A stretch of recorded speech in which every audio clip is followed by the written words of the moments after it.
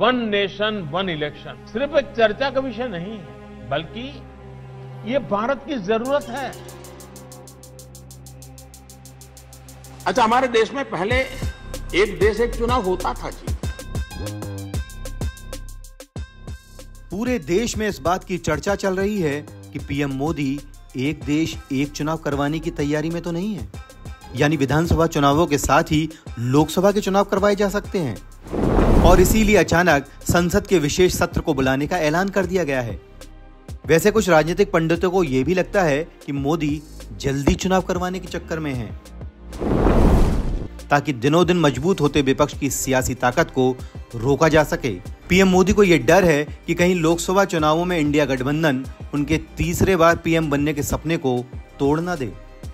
यही वजह है कि मोदी एनडीए के कुनबे को लगातार बढ़ाते जा रहे हैं और महंगाई से परेशान जनता को लुभाने के लिए गैस सिलेंडर के दाम कम करने की घोषणा भी कर दी है। हालांकि पीएम मोदी इस बात से आह्लादित हैं कि कई विदेशी एजेंसियों ने अपने सर्वे में उनको देश का लोकप्रिय नेता बताया है। अब हो सकता है कि पीएम मोदी इस लोकप्रियता को चुनावों में कैश करवाने के लिए जल्दी लोकसभा का इलेक्शन करवा दें। लेकिन मोदी को यह ध्यान रखना होगा कि कुछ ऐसी ही गलती 2004 में अटल बिहारी वाजपेयी ने भी की थी। तब शाइनिंग इंडिया की चकाचौंध और फील गुड वाली भावनाओं में बहकर अटल बिहारी वाजपेयी ने जल्दी चुनाव करवा दिया और हारकर बीजेपी को सत्ता से विपक्ष में पहुंचा दिया। 2004 में प्रमोद महाजन सहित पूरी बीजेपी को यह गलतफहमी हो गई थी कि बतौर पीएम अटल बिहारी वाजपेयी की लोकप्रियता को जल्द से जल्द चुनावों में कैश किया जाए, इसलिए चुनाव जल्दी करवाने चाहिए। लेकिन यह वाजपेयी की सबसे बड़ी गलती साबित हुई। ये बात चुनावों के हार के बाद वाजपेयी ने भी मानी कि इंडिया शाइनिंग को लोगों ने नकार दिया। आज आपको यह समझना चाहिए कि चुनावों में नकली माहौल बनाकर जनता के असली मुद्दे छुपाने से किस तरह अटल बिहारी वाजपेयी चुनाव हार गए थे। साल 2002-2003 में भारत की जीडीपी 6% से गिरकर 3.8% पर आ गई थी। गरीबी और बेरोजगारी अपने चरम पर थी। तब गरीबी की दर 37% और बेरोजगारी दर 42% हुआ करती थी। किसानों और मजदूरों की हालत भी बद से बदतर हो रही थी। तब एक दिन की मजदूरी 40 से 60 रुपए मिल रही थी। भारत के इन दर्दनाक आंकड़ों को देखकर जनता में यह बहस शुरू हो गई कि आखिर भारत कहां चमक रहा है, कहां इंडिया शाइनिंग है।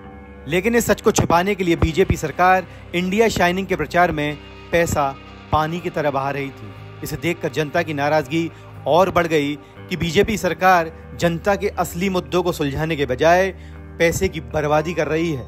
नतीजा ये निकला कि बीजेपी सत्ता से बाहर हो गई। बीजेपी के जल्द चुनाव करवाने वाले गलत फैसले को भांपते हुए साल 2004 में आम चुनाव से पहले डीएमके, इंडियन नेशनल लोकदल और लोजपा जैसे दल एनडीए से बाहर हो गए।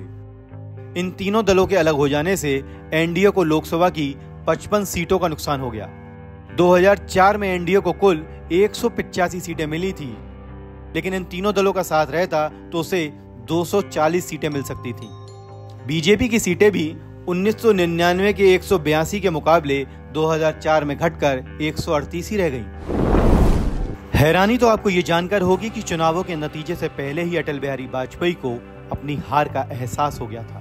ये खुलासा अटल बिहारी वाजपेयी के निजी सचिव रहे शिव कुमार ने एक इंटरव्यू में किया था। शिव कुमार के मुताबिक 2004 में लखनऊ में अंतिम चरण के चुनाव प्रचार के दौरान वाजपेयी जी ने शिव कुमार से कहा था कि सरकार तो गई, हम हार रहे हैं। तब शिव कुमार ने कहा कि हम नहीं हार सकते। तब वाजपेयी ने कहा, आप कौन सी दुनिया में जी रहे हैं, मैं लोगों के बीच प्रचार अभियान चलाकर आया हूं। जिस तरह 2004 में बीजेपी ओवर कॉन्फिडेंट थी, वैसे ही आज भी है। तब इंडिया शाइनिंग का दौर था, तो आज आएगा तो मोदी ही का नारा बुलंद है। तब भी जनता से जुड़ी गंभीर समस्याओं को छुपाया जा रहा था और आज भी महंगाई, बेरोजगारी, किसान, मणिपुर और नफरत के माहौल के मुद्दे पर सरकार बात करने से बचती दिखाई दे रही है। अब देखना यह है कि बीजेपी के शाइनिंग मोदी वाले विज्ञापन को जनता अपनाती है या 2004 की तरह नकार देती है।